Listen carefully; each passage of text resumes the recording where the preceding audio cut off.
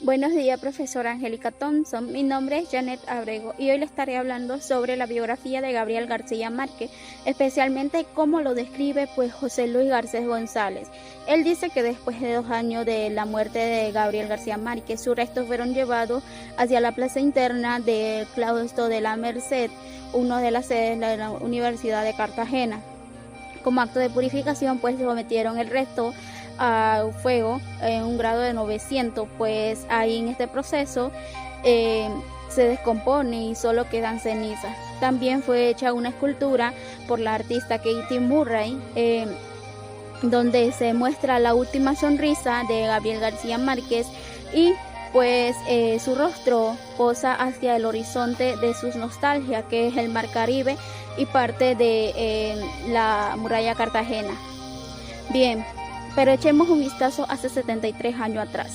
Gabriel García Márquez llega a Bogotá, a un lugar en solitario. Él se siente en soledad porque no conoce a nadie y es un lugar que nunca había llegado. Es ahí donde más tarde tiene que hacer fila para ganarse un concurso de becas y llora frente a la gobernación de Cundinamarca. Se encuentra con un personaje que es muy importante dentro de la gobernación y este le promete darle una beca siempre y cuando se esforzara por dicho y hecho. Gabriel García Márquez presentó uno de los mejores exámenes y le otorgaron la beca. Aunque se ganó la beca, no pudo estudiar en la escuela que quería, más bien lo mandaron a uno en donde los internados eran puros pobres, pero los educadores eran buenísimos. Ahí escribe sus primeras líricas, que es El instante de un río, y más tarde define la literatura como una poesía. Bien, después de esto, en 1946 termina el bachillerato y los años 1945 y 1946 fueron una de las donde él expresó su máxima exponencia dentro de la literatura. Bien, en 1947 escribe Eva está dentro del gato y en ese mismo año sus escritos fueron quemados o consumidos por un incendio provocado por las manifestaciones que había en ese instante. Bien, teniendo esto en cuenta, escribió y reescribió una novela, su primera novela en 1948, que es La Hogaresca, y en 1949 emprende un nuevo, a lo que él denominaba el nuevo Hades, pero fuera de todo esto sufrió peripecias, abandono y un sinfín de maldades. Con esto lamentablemente fallece fuera de su provincia o fuera de su lugar y los restos fueron llevados hacia Cartagena y hoy en día su recuerdo sigue intacto. Muchas personas lo recuerdan debido a su gran influencia dentro de la literatura, otros por ser un personaje que, a pesar de no tener todos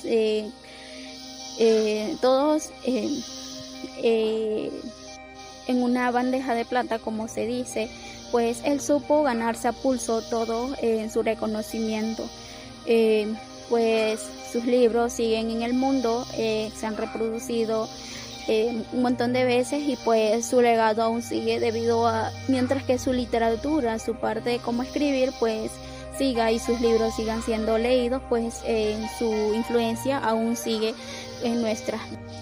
Y otra parte también que menciona José Luis es que después de haber escrito lo que es La Mala Hora, que de hecho esto lo escribió el general, esto dio como raíz a lo que sería 100 años de soledad, un libro por la que Gabriel García Márquez hoy en día es muy reconocido. Teniendo todos sus sacrificios en cuenta, llegamos a la conclusión de que Gabriel García Márquez sin lugar a dudas es como un ejemplo para todos los jóvenes que pensamos que porque no tenemos todas las lo que necesitamos en nuestra vida, pues no podemos triunfar, y pues él nos enseña que a pesar de todas las adversidades, pues podemos lograr lo que queremos, ya que desde pequeño pues estuvo muy interesado dentro de todo lo que tenía que ver con la escritura y la literatura. Bien, en cuanto al crecimiento de Macondo, la concentración de tierras, bien, las aperturas de las fincas y potreros dieron lugar a que José Arcadio hijo pues empezara a explotar tierras que no eran de él.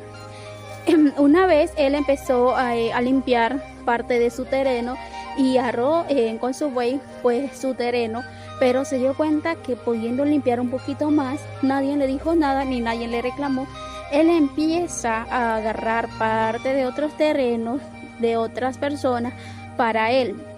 Es ahí donde él empieza pues él mete con su buey, pues se mete a otras tierras y empieza a tirar los que es las columnas, lo que son las cercas y parte de los ranchos abajo, alegando de que esas partes, esos terrenos pues eran de él, utilizando así la fuerza y su astucia con los mismos habitantes.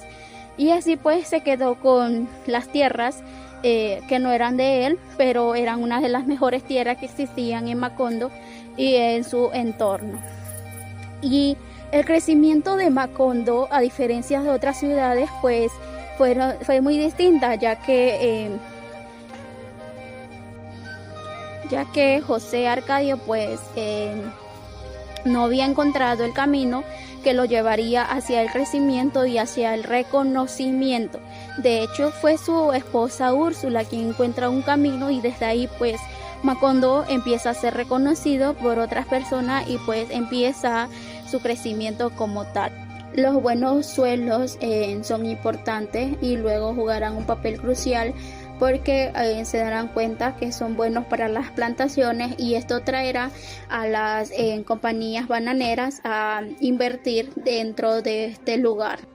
Macondo era víctima de una peste que de hecho afectaba el fondo de la vida de todos los habitantes, y esta peste se le denominaba insomnio, que de hecho en sus etapas más avanzadas pues llevaban a que olvidaran las cosas. Y esto llegó a Macondo gracias a que una indígena que era de Guajira llegó huyendo con su hermano de esta peste y pues contaminó a todos. Ellos pasaban largas horas de las noches contando los mismos chistes, repitiendo horas y horas estas mismas palabras. La prosperidad de Macondo. Bien, la prosperidad de Macondo cada día se vuelve más y más próspero, hasta que se llegó a pensar que esto naufragaba por la prosperidad y a milagro. La importación y la exportación en Colombia por una élite que era muy próspera, pues de comerciantes que tenían negocio en lo que era Europa, Estados Unidos y gran parte de Asia. Según Catherine Legrand, dice que antes de la llegada del tren y de banano, pues esta parte ya era muy próspera, ya que contaba con el puerto de Santa Marta, que era una de las más grandes para dicho lugar. Daba muchísimas oportunidades, pues eran muy prósperas. Esto lo dijo Catherine Legrand, y la misma autora pues menciona también que los estadounidenses y partes de italianos pues llegaron a Santa Marta emigrando para poder poner sus compañías, sus empresas a funcionar y ser prósperos dentro de Santa Marta. Aunque Martha B. Lorian nos dice que pues el impulso del crecimiento de la prosperidad llegó por el crecimiento de Barranquilla, en especial por la construcción del ferrocarril en 1871, ya que desde entonces, en 1872, pues se permitió la importación y la exportación a Santa Marta. Esto según. Bien, el tren empezó a construirse desde Santa María o Santa Marta y llegó hasta Sevilla en 1884. El tren se convertiría en el principal medio de comunicación o de transporte de carga y pasajeros por mucho tiempo. Después llegó hasta Bogotá, se extendió hasta Bogotá y pues el proyecto, a pesar de ser una amenaza para el ambiente, pues era una de las más importantes para los habitantes e indispensable para esas personas pues que vivían de un lugar y pues querían moverse hacia otro lugar. Pues esto fue una de los proyectos más importantes dentro de Bogotá, dentro de Colombia, durante ese tiempo.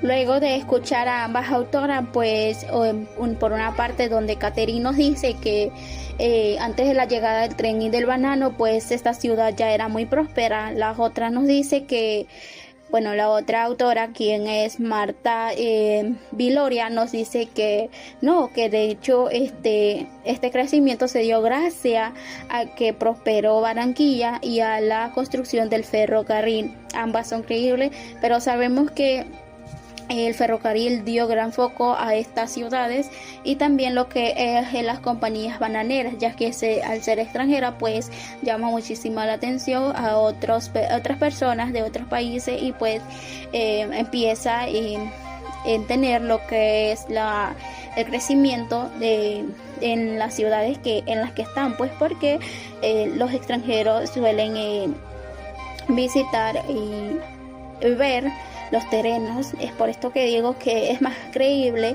la versión de la autora Marta Villares, aunque no pongo en duda lo que dice Catherine Legrand,